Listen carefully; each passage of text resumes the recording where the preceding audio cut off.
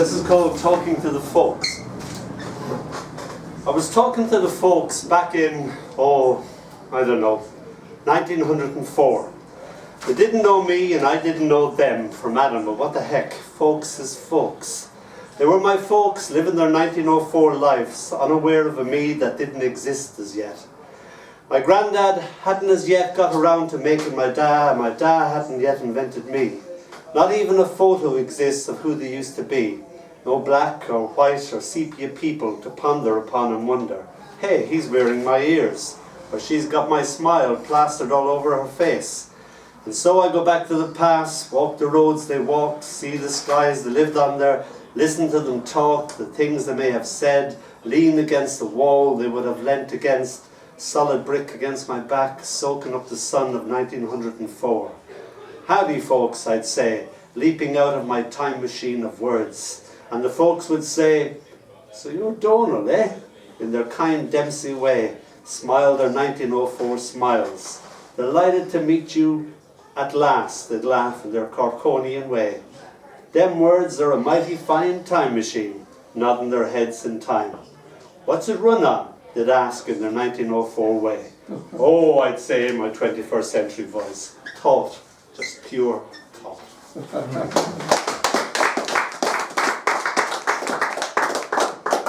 Bulgarians never say never. What they will say is Kogata Safnat Nalamait, which means when the clogs blossom. We went to Sofia to see our lovely friend Amelia. She brought us to a forest. We got hopelessly lost. We couldn't find our way out, and we finally came across some troglodytes who'd just come up from a mine, and it looked like they would eat us. So this is the story of that. Kogata Safnat Malamait. Stepping into the forest was stepping into a fairy tale. The trees gathered around and soon had him surrounded, inspecting this little speck of humanity that the forest had curiously come across. I had, without knowing it, said goodbye to the sky, which it seemed had been turned off with a click and a snap of a twig.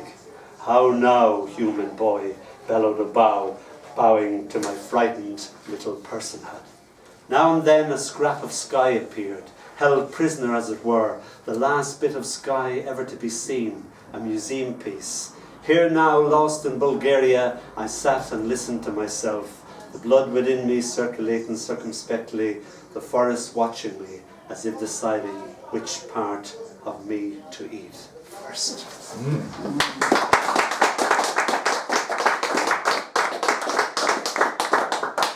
I scribble my poems, and after a day I can't decipher my own scribbles. So when we came in here I was trying to make neat scribbles of my neat scribbles. This is called malfunction. Her voice was all italics, her words in bold and in block capitals. Shh, I said in lower case. Shh, I said again, reducing my voice to a size 9 font.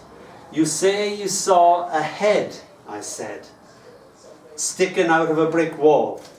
She just nodded, too scared of words. And sure enough, God bless her cotton little socks, there was a head sticking out of a brick wall.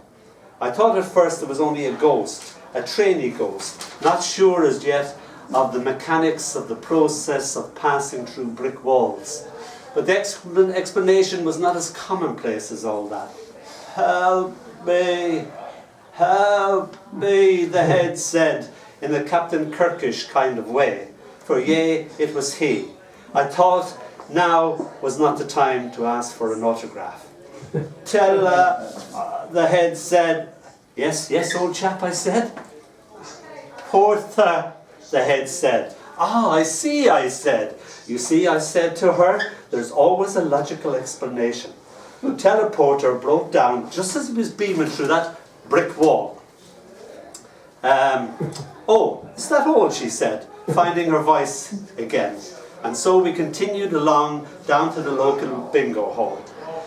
Never was one for all that Star Trek stuff.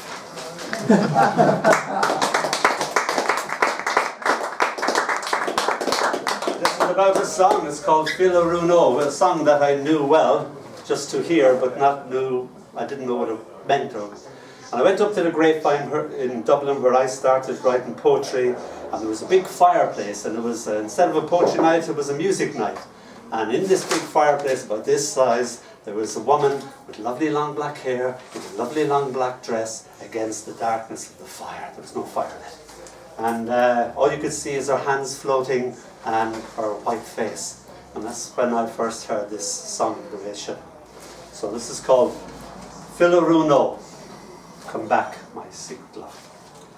Arundo, oh, Arundo is na imium. A voice flowing over me like I was a pebble in a stream on a summer's morning, and time an endless second or a mere century. Her words in the Gaelic, and although I didn't know their meaning, I could grasp the sense of the sound, know without knowing, like listening to water breathing. The faces of those who had gone before flew into her face like a startled bird in a church. Face after face rose up and became her face. The words like beads now strung on the string of her voice, ending in a lament with no words at all. And I crying, not knowing why I was crying, as if tears were the only answer.